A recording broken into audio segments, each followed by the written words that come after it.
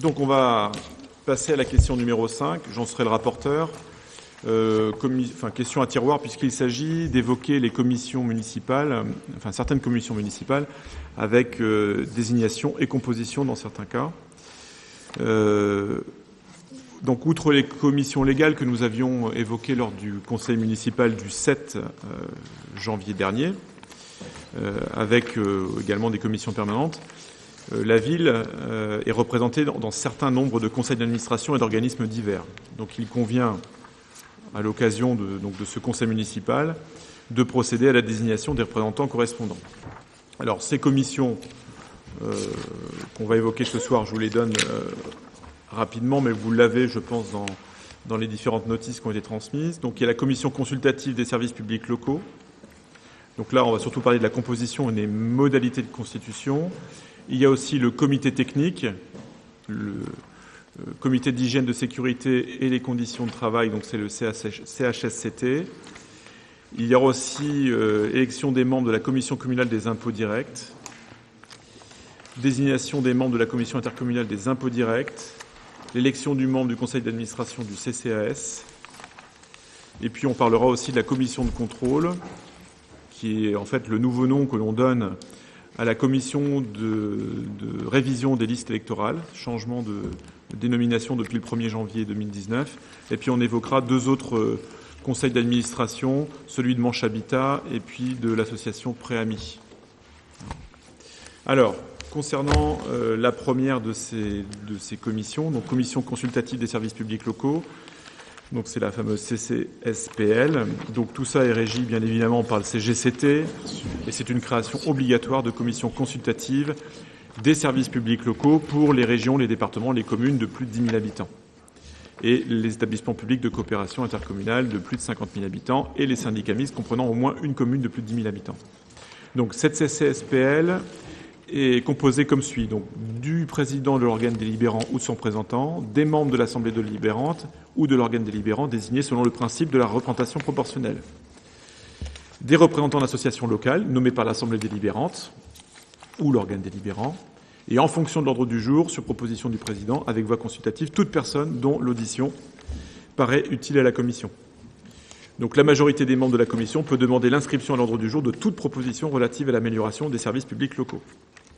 Alors, son rôle de cette commission consultative, c'est d'examiner chaque année le rapport de son président, le rapport mentionné à l'article L 1411-3 établi par le délégataire de services publics, les rapports sur le prix et la qualité du service public d'eau potable, sur les services d'assainissement et sur les services de collecte, d'évacuation ou de traitement des ordures ménagères visés à l'article L 2224-5. Également, d'examiner le bilan d'activité des services exploités en régie dotés de l'autonomie financière et le rapport mentionné à l'article L 1114-14 établi par le contractant d'un contrat de partenariat. De plus, donc, cette commission est consultée pour avis par l'assemblée délibérante ou l'organe délibérant sur tout projet de délégation de service public, donc avant que l'assemblée délibérante ou l'organe délibérant se prononce selon les conditions par l'article déjà cité, tout projet de création d'une régie dotée de l'autonomie financière avant la décision portant création de la régie, tout projet de partenariat avant que l'assemblée délibérante ou l'organe délibérant ne se prononce dans les conditions prévues par la loi, tout projet de participation du service de l'eau et de l'assainissement à un programme de recherche et de développement avant la décision d'y engager le service. Vous voyez que c'est une commission qui a vocation à contrôler finalement tout ce qui est inhérent donc aux sujets qui ont été listés. Le président de la commission consultative des services publics locaux présente à son assemblée délibérante ou à son organe délibérant avant le 1er juillet de chaque année un état des travaux réalisés par cette commission au cours de l'année précédente. Et la CCSPL pourrait être constituée comme suit, donc d'un président ou, en cas d'empêchement, son représentant, de 8 membres de l'assemblée délibérante ou de l'organe délibérant désignés selon le principe de la représentation proportionnelle et de 8 représentants d'associations locales nommés par l'assemblée délibérante ou l'organe délibérant. En fonction de l'ordre du jour sur proposition du président, avec voix consultative, toute personne dont l'audition paraît utile à la commission donc pourrait également siéger. Considérant que l'élection des membres élus doit s'effectuer en 2 temps, l'assemblée délibérante fixant les conditions de dépôt des listes avant d'élire les membres de la commission, il est proposé que l'élection ait lieu au scrutin de liste suivant le système de la représentation proportionnelle avec application de la règle du plus fort, reste sans panachage ni vote préférentiel. Par ailleurs, il est proposé que les listes puissent comprendre moins de noms qu'il n'y a de sièges de titulaires à pourvoir et qu'en cas d'égalité de reste, le siège revient à la liste qui a obtenu le plus grand nombre de suffrages. Et qu'en cas d'égalité de suffrages, le siège est attribué au plus âgé des candidats susceptibles d'être proclamés élus. Donc voilà pour les modalités d'élection des membres de cette commission. Donc il est proposé que chaque liste soit déposée avant 12 heures auprès du président à la mairie d'Avranches, la veille de la date du conseil, à l'ordre du jour duquel il est prévu l'élection des membres de la commission consultative des services publics locaux. Et si le conseil se réunit un lundi, il est proposé que la date de remise soit fixée au vendredi précédent. Donc ce soir, il n'est pas prévu d'élire les membres de cette commission, mais simplement d'approuver les principes constitutifs de la CCSPL, comme indiqué ci-dessus, et puis d'approuver les conditions de dépôt des listes et modalités d'élection, comme indiqué ci-dessus. Voilà.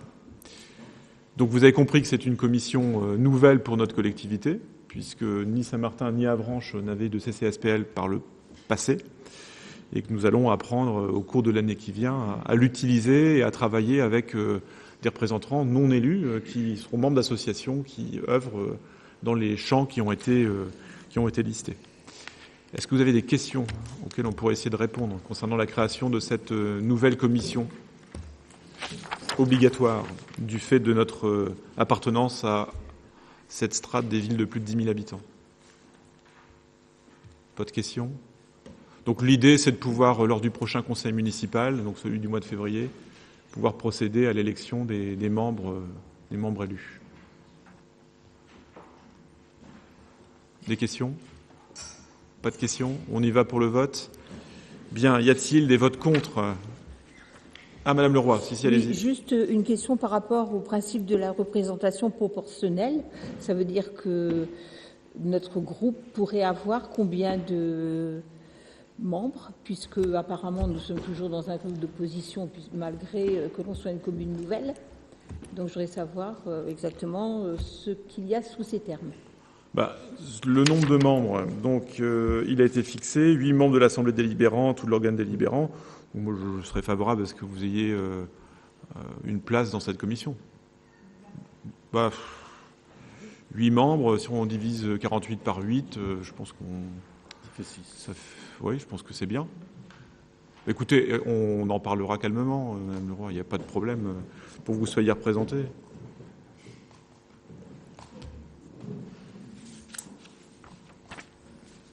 D'autres questions?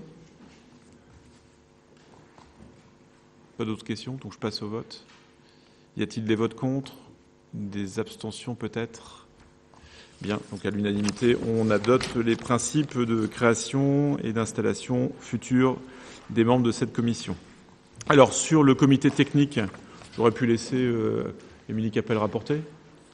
Allez, ça va participer un peu. Alors, comité technique, c'était et comité d'hygiène, de sécurité des conditions de travail, CHSCT.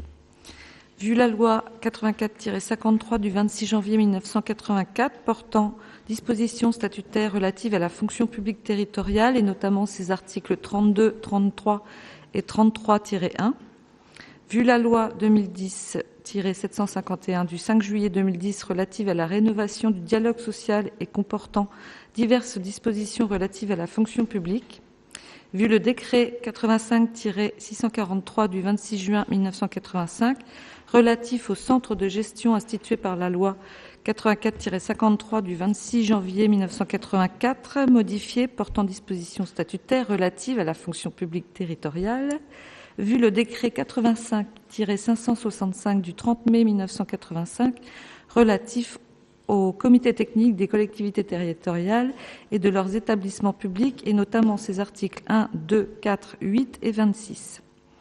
Le comité technique est une instance communale qui regroupe des représentants de la commune, 5 titulaires et 5 suppléants actuellement, nommés par le maire, et des représentants élus des personnels, 5 membres titulaires et 5 membres suppléants actuellement. Donc on vient en fait au mois de décembre là, on a eu les élections professionnelles pour les agents. Ce comité est compétent dans les domaines suivants: durée du travail, aménagement du temps de travail, compte épargne-temps, organisation des services, nouvel organigramme, suppression de postes, création de postes, plan de formation, critères d'évaluation pour l'entretien professionnel, grandes orientations relatives au régime indemnitaire, ratio d'avancement de grade, règlement intérieur, prestations d'action sociale. Parallèlement à ce comité technique, existe le comité d'hygiène, de sécurité et des conditions de travail, CHSCT. Il est compétent pour effectuer l'analyse des risques professionnels, apporter des contributions à l'amélioration des conditions de travail, formuler des propositions pour améliorer l'hygiène et la sécurité. Il appartient au conseil municipal, après consultation des organisations syndicales, de se prononcer sur les points suivants concernant ces deux instances. Fixer le nombre de représentants du personnel entre 3 et 5. Décider le maintien du paritarisme des deux collèges. Décider si les représentants des élus auront voix délibérative. Considérant que la consultation des organisations syndicales est intervenue le 6 décembre 2018, considérant que l'effectif apprécié au 1er janvier 2018, servant à déterminer le nombre de représentants titulaires du personnel est de 197 agents, il est proposé au conseil municipal, pour le comité technique et le comité d'hygiène et de sécurité et des conditions de travail, de fixer le nombre de représentants titulaires du personnel à 5 et en nombre égal le nombre des représentants suppléants, de décider le maintien du paritarisme numérique en fixant un nombre de représentants de la collectivité égal à celui des représentants du personnel et en nombre égal le nombre des représentants suppléants, soit 5. De décider le recueil tant par le comité technique que par le comité d'hygiène, de sécurité et des conditions de travail de l'avis des représentants des collectivités et des établissements en relevant. Donc c'est vrai qu'on vient d'avoir ces élections. C'était donc à 5 représentants agents, 5 représentants élus. Des élections professionnelles auront de nouveau lieu puisque pour que les agents de Saint-Martin-des-Champs puissent y siéger, il faut réorganiser de nouvelles élections professionnelles qu'on fera d'ici juin. Enfin, on va se donner un peu de temps. Mais du coup, on peut déjà décider du nombre de représentants. Merci Émilie. Est-ce que vous avez des questions concernant ces deux instances, donc le comité technique et le CHSCT ? Donc instances légales, réglementaires, qui permettent de travailler à l'évolution des carrières de nos agents, de veiller à leur confort au quotidien dans leurs différents services. Émilie. Puis surtout, c'est un moment de dialogue avec les représentants professionnels, enfin les syndicats, et donc c'est essentiel de pouvoir avoir cet échange tous ensemble. Bien, donc ce soir, il s'agit d'acter les conditions de mise en œuvre de ce comité technique et de ce comité d'hygiène, de sécurité et des conditions de travail, en fixant donc le nombre de représentants titulaires et suppléants, de valider, de décider du maintien du paritarisme numérique en fixant le nombre de représentants de la collectivité égal à celui des représentants du personnel, et de décider donc du recueil tant par le comité technique que par le CHSCT de l'avis des représentants des collectivités et d'établissements relevant. Voilà. Est-ce que cela vous pose des questions, vous amène à formuler des remarques ? Non, c'est bon pour tout le monde. Donc on passe au vote. Y a-t-il des votes contre ? Il n'y en a pas. Des abstentions ? Il n'y en a pas non plus. Donc unanimité. Merci beaucoup. Alors, la commission communale des impôts directs. Alors, cette commission communale des impôts directs, c'est l'organe de la commune qui permet de suivre et de participer aux travaux de mise à jour des bases d'imposition sur les taxes locales effectuées par les services fiscaux. Vaste mission. Alors, l'article 1650, paragraphe 3 du Code général des impôts précise que la durée du mandat des membres de cette commission communale est la même que celle du mandat du conseil municipal et que de nouveaux commissaires doivent être nommés dans les 2 mois qui suivent le renouvellement général des conseils municipaux. Donc voilà, on est dans ce délai, bien évidemment. Donc les 8 commissaires titulaires ainsi que les 8 commissaires suppléants sont désignés par le directeur des services fiscaux sur une liste de contribuables en nombre double dressée par le conseil municipal. Donc il nous faut proposer à monsieur le directeur des services fiscaux une liste de 16 membres titulaires et une liste de 16 membres suppléants. Alors les conditions à remplir par les commissaires. Donc les commissaires hommes ou femmes, donc c'est bien, on a le droit à respecter une certaine forme de parité, doivent être de nationalité française ou ressortissant d'un État membre de l'Union européenne. Ils doivent être âgés de 25 ans au moins, jouir de leurs droits civils, être inscrits à l'un des rôles des impôts directs locaux de la commune, être familiarisés avec les circonstances locales et posséder les connaissances suffisantes pour l'exécution des travaux confiés à la commission. Alors pour évaluer cela, je ne sais pas comment on fait, mais bon, on imagine que c'est plutôt le bon sens qui préside. Alors, conditions touchant à la constitution de la commission. Donc, le choix des commissaires doit être effectué de manière à assurer une représentation équitable des personnes respectivement imposées à chacune des taxes directes locales et posséder des connaissances suffisantes pour l'exécution des travaux confiés à la commission. Un commissaire titulaire et un commissaire suppléant doivent obligatoirement être domiciliés en dehors de la commune.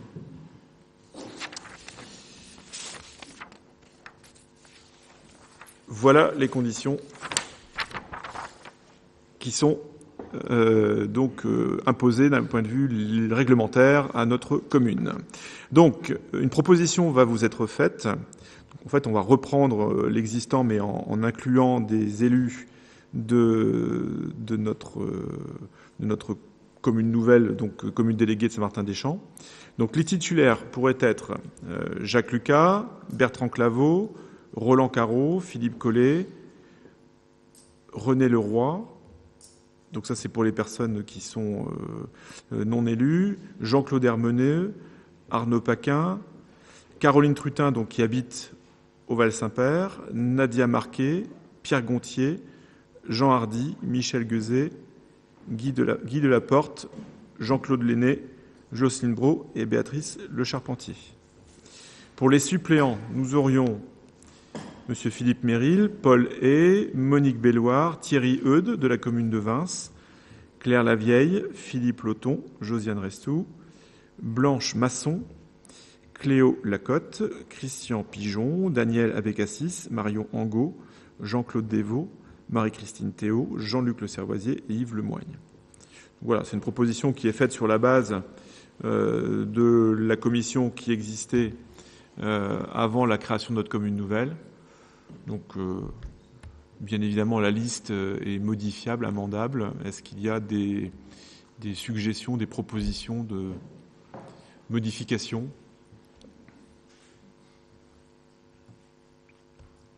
A priori, personne ne souhaite intervenir. Donc, je vous propose, si vous en êtes d'accord, de voter pour ces deux listes, celle des titulaires et celle du suppléant, de façon à ce que nous puissions la transmettre rapidement à monsieur le directeur des services fiscaux. Donc, y a-t-il des votes contre, tout d'abord ? Je n'en vois pas. Des abstentions, peut-être ? Je n'en vois pas non plus. Donc, unanimité pour ce point de notre question numéro 5. Alors, à présent, on va parler de la désignation des membres de la commission intercommunale des impôts directs. Donc là, c'est bien commission intercommunale et non plus communale. Donc, conformément à la loi de finances rectificative pour 2010, les établissements de coopération intercommunale ont l'obligation de créer une commission intercommunale des impôts directs. Cette commission se substitue aux commissions communales des impôts directs, donc on vient d'en parler, des communes membres de l'EPCI en ce qui concerne les locaux commerciaux, puisque la compétence économique est intercommunale, et les biens divers et les établissements industriels. Cette commission a été instaurée par le Conseil de communauté de communes lors de sa réunion du 17 mai dernier. Alors, cette communauté d'agglomération, elle est composée de 11 membres, donc le président de l'EPCI ou un vice-président délégué, et de 10 commissaires titulaires. Sur proposition des communes membres, l'organe délibérant de la communauté de communes doit dresser une liste composée de 20 personnes susceptibles de devenir commissaires titulaires, dont 2 domiciliés en dehors du périmètre de la communauté, et 20 personnes susceptibles de devenir commissaires suppléants, dont 2 domiciliés en dehors du périmètre de la communauté.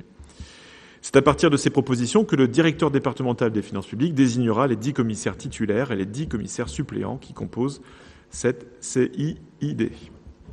Les commissaires doivent remplir certaines conditions. Donc être de nationalité française ou ressortissant d'un État membre de l'Union européenne, avoir plus de 25 ans, jouir de leurs droits civils, être inscrit au rôle des impositions directes locales de l'EPCI ou des communes membres de l'EPCI, et être familiarisé avec la vie locale et la fiscalité directe locale.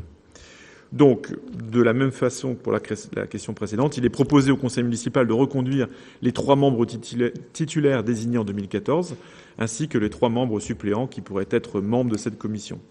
Donc, les titulaires étaient les suivants. Donc, nous avions Hervé Lenné, Bertrand Claveau et Rosanne Leroy. Et pour les suppléants, donc, nous aurions Janine Fauvel, René Leroy et Marcel Siry. Voilà ce qui vous est proposé pour notre représentation au sein donc de cette commission intercommunale des impôts directs. Est-ce que cela appelle chez vous des questions ou des remarques? A priori, personne ne souhaite prendre la parole. Bon, c'est clair pour tout le monde. On passe au vote. Donc, y a-t-il des votes contre? Je n'en vois pas. Des abstentions peut-être? Il n'y en a pas non plus. Donc, unanimité. Je vous remercie. Alors, à présent, on va passer à cette instance importante qui est notre CCAS, donc établissement public administratif communal ou intercommunal, qui anime l'action générale de prévention et de développement social de la commune en lien étroit avec les institutions publiques et privées. Est-ce que Martine, tu veux rapporter? Allez. Alors, tu peux mettre ton micro.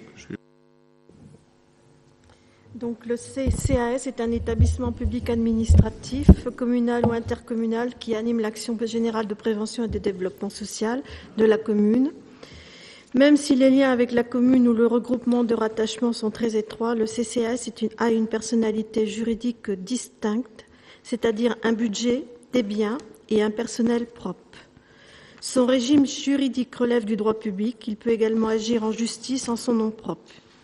Il existe une obligation légale pour chaque commune d'ériger un établissement public autonome en matière sociale. Le CCAS, dirigé par un conseil d'administration qui dispose d'une compétence générale de gestion, article L123-6 du Code de la famille et de l'aide sociale. L'élection et la nomination des membres du conseil d'administration ont lieu dans les 2 mois du renouvellement du conseil municipal et pour la durée du mandat de ce conseil, article R123-10. Leur mandat est renouvelable. Le CCAS est présidé par le maire. Outre son président, le conseil d'administration du CCAS comprend des membres élus et des membres nommés en nombre égal. Dès qu'il est constitué, le conseil d'administration élit en son sein un vice-président qui le préside en l'absence du maire. En application de l'article R123-7, le conseil municipal fixe par délibération le nombre de membres du conseil d'administration du CCAS en fonction de l'importance de la commune et des activités exercées par le CCAS. Ce nombre est égal au nombre de 16. 8 membres élus en son sein par le conseil municipal. 8 membres nommés par le maire parmi les personnes non membres du conseil municipal qui participent à des actions de prévention, d'animation ou de développement social menées dans la commune. Dans ce cas, y participe obligatoirement un représentant des associations familiales, sur proposition de l'UDAF, un représentant des associations des retraités et de personnes âgées, un représentant des personnes handicapées, un représentant d'associations qui œuvrent dans le domaine de l'insertion et de la lutte contre les exclusions. Il est ainsi proposé au conseil municipal de fixer à 16 le nombre des membres du conseil d'administration et de désigner les 8 membres élus par un scrutin de liste à la représentation proportionnelle au plus fort reste sans panachage ni vote différentiel. Son candidat, liste commune nouvelle, Avranches-Saint-Martin-des-Champs, Anne Sourdin, Thierry Pennec, Janine Fauvel, Nadine Calves, Martine Lorrain, Madame Le Charpentier. Liste Monsieur Guénaël Huette, Isabelle Mazier. Merci Martine. Donc l'idée c'est en effet de respecter, j'ai envie de dire, les dispositions d'avant création de la commune nouvelle en permettant, je m'adresse à vous Madame Leroy, donc à Guénaël Huette et à Isabelle Mazier de rester dans ce conseil d'administration de notre CCAS. Donc, je pense que ça vous convient, sauf si vous voulez que ce soit d'autres personnes. Enfin là, c'est... Bon, en tout cas, s'il y a besoin de modification, vous nous ferez signe. Voilà, comme ça, on a 8 élus ainsi siégeant au sein du conseil d'administration. Donc voilà ce qui vous est proposé. Est-ce qu'il y a besoin d'aller plus loin dans les explications ? A priori non, donc je vous propose de passer au vote. Donc, qui est défavorable à cette proposition ? Personne. Des gens qui s'abstiennent peut-être ? Personne. Donc, unanimité pour l'élection de ces membres au sein du conseil d'administration du CCAS. Alors ensuite, je vais évoquer avec vous cette fameuse commission de contrôle. Donc, commission de contrôle qui, à partir du 1er janvier 2019, donc c'est notre cas, puisque, enfin, il faut qu'on la mette en route, vu que notre collectivité existe depuis le 1er janvier. Donc, c'est une commission qui remplace, donc cette commission de contrôle, la commission de révision des listes électorales. Alors qu'il n'y a pas de délibération, c'est juste une information que je vous donne. C'est un simple porté à connaissance, comme on dit. Donc, je vais vous donner lecture de la note qui a été rédigée par la directrice du service état civil, élection de notre commune. Donc, cette commission doit être composée d'un conseiller municipal de la commune, d'un délégué désigné par le préfet et d'un délégué désigné par le président du tribunal de grande instance. Dans les communes, alors ce qui est intéressant, c'est que la loi précise, alors j'ai les articles sous les yeux, c'est que le fait que nous soyons passés en commune nouvelle au 1er janvier nous inscrit, et ça semble un peu curieux, dans les règles qui sont imposées aux communes de moins de 1000 habitants. Bon. Et dans ce cadre, donc c'est l'article L19, au point 4. Donc voilà ce qui est dit. Il faut que cette commission soit composée d'un conseiller municipal pris dans l'ordre du tableau parmi les membres prêts à participer aux travaux de la commission, ou à défaut du plus jeune conseiller municipal. Le maire, les adjoints, qui composent le conseil en question. Donc ça peut être aussi un délégué de l'administration désigné par le représentant de l'État dans le département, ou aussi un délégué désigné par le président du tribunal de grande instance. Et lorsqu'une délégation spéciale est nommée en application de l'article L 2121-36 du Code général des collectivités territoriales, donc alors là il me manque un bout du texte, mais en tout cas, attendez, je vais reprendre la totalité. Ouais, en tout cas, pour ce qui nous concerne, il va falloir que l'on désigne un conseiller municipal pris dans l'ordre du tableau parmi les membres prêts à participer aux travaux de la commission. Bon. La note est en partie tronquée. Désolé, mais on m'a transmis un document qui n'est pas tout à fait complet. Qu'est-ce que je peux vous dire d'autre ? Oui, donc sur cette commission de contrôle, donc les maires, dans ce cadre de l'évolution réglementaire, se voient ainsi transférer en lieu et place des commissions administratives qui sont supprimées la compétence pour statuer sur les demandes d'inscription et sur les radiations des électeurs qui ne remplissent plus les conditions pour demeurer inscrits. Donc cette nouvelle procédure a pour conséquence une responsabilisation des maires.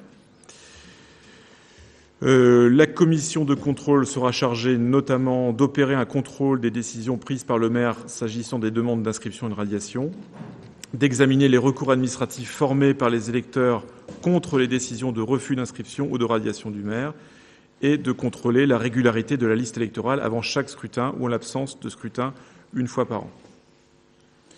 Voilà. Et ensuite, c'est l'INSEE qui est chargé des radiations d'office pour le changement de commune, décès, mise sous tutelle et ainsi de suite, ainsi que de l'inscription d'office des jeunes majeurs et naturalisés. Voilà, donc je le rappelle, donc le conseiller municipal titulaire et un suppléant sont pris dans l'ordre du tableau parmi les membres prêts à participer aux travaux de la commission, ou à défaut, le plus jeune conseiller municipal, hors maire, adjoint titulaire d'une délégation de signature, quelle qu'elle soit, et conseillers municipaux titulaires d'une délégation en matière d'inscription sur les listes électorales. Voilà, c'est le point qui me manquait dans l'extrait de l'article. Donc le membre désigné par le tribunal ne peut être un conseiller municipal. Un maximum de 3 personnes peut être proposé à la présidente du tribunal de grande instance, en mentionnant les informations ci-dessous, je vais vous les donner. À défaut d'autres candidatures, la personne proposée peut être le délégué de la précédente commission actuelle. Donc on a donné de toute façon dans l'ordre du tableau qui apparaît, parce que finalement c'est très, très, très cadré. Voilà, il conviendra de s'assurer que chaque candidat jouit de ses droits civiques. Donc c'est notamment en ce qui concerne le bulletin numéro 2 du casier judiciaire national. Voilà, donc une seule commission de contrôle constituée par commune, quel que soit le nombre de bureaux de vote, et les membres de la commission de contrôle sont nommés par le préfet pour 3 ans et après chaque renouvellement intégral du conseil municipal. Quoi qu'il en soit, la commission devra être mise en place rapidement après l'élection du maire et des adjoints de la commune nouvelle. Voilà, donc si on respecte l'ensemble des points qui ont été livrés donc, dans les conditions de désignation donc de cette commission, donc je le répète, donc il faut que ce soit un conseiller municipal titulaire avec son suppléant, pris dans l'ordre du tableau, parmi les membres prêts à participer aux travaux de la commission. Donc en théorie, tout le monde est prêt à participer à la commission. Ou à défaut, le plus jeune conseiller municipal hors maire, adjoint titulaire, donc il ne faut pas que ce soit le maire, il ne faut pas que ce soit les adjoints titulaires d'une délégation de signature, ni même des conseillers municipaux titulaires d'une délégation en matière d'inscription sur liste électorale. Donc, le travail qui a été fourni par le service référent nous dit que c'est à Janine Fauvel d'être titulaire. Voilà, ça avait été vu avec toi. Et le suppléant, donc, c'est Christiane Sergent. Madame Leroy, vous voulez intervenir ?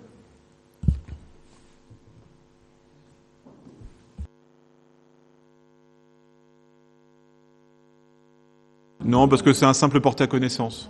Voilà. Non, ben je vous porte à connaissance oralement ce soir. Voilà.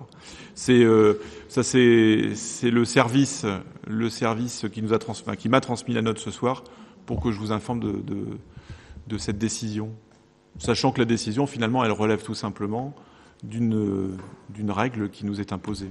Donc si on respecte les conditions de création de cette commission de contrôle, donc au vu de ce qui vient d'être énoncé, c'est dans l'ordre du tableau Madame Janine Fauvel qui est désignée membre titulaire et le suppléant Christiane Sergent. Oui.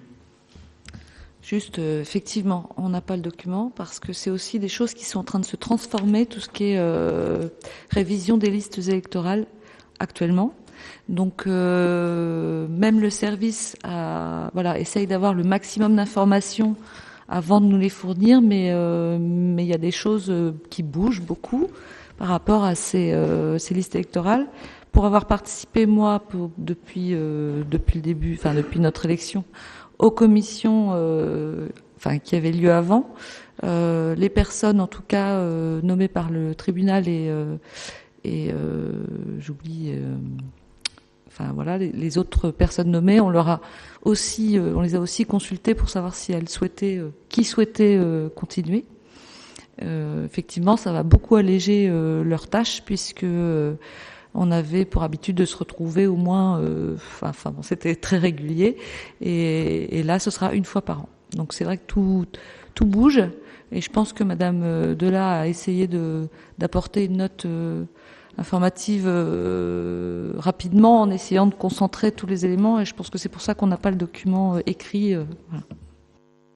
Voilà, donc si vous le souhaitez, on pourra revenir dessus, mais là c'est encore une fois porter à connaissance du conseil municipal le changement réglementaire à compter du 1er janvier 2019, les conditions que nous devons remplir dans la désignation au vu de ce que la loi nous impose, et puis vous donner le nom des personnes qui seront titulaires et suppléants dans cette commission, donc à savoir Janine Fauvel et Christiane Sergent. Voilà. J'en ai presque terminé, si ce n'est que je voudrais évoquer 2 autres conseils d'administration, mais on reviendra dessus, puisque, là encore une fois, les délibérations n'ont pas été préparées. C'est concernant le conseil d'administration de Manche Habitat, où siège Nadine Calvez, et le conseil d'administration de l'association Préamis, que vous connaissez, et qui accueille des jeunes enfants, adolescents, extraits de leur milieu familial pour différentes raisons. Donc, association Préamis, où Annie Parent nous représente la commune, avec Edith Payen qui est son suppléant, sa suppléante. Donc nous délibérerons en bonne et due forme lors d'un prochain conseil municipal. Cela dit, ça n'empêche pas aux personnes qui sont toujours en fonction, notamment Nadine et Annie, de continuer à siéger dans ces instances. Mais on attend les éléments côté Manche Habitat et côté Préami pour pouvoir rédiger la délibération. Simplement ce soir, donc on acte le fait que vous continuez à œuvrer dans ces conseils d'administration, si toutefois ils se réunissent d'ici le prochain conseil municipal. En tout cas, ce sont 2 points que nous aurons l'occasion d'examiner plus en détail lors de nos prochaines séances.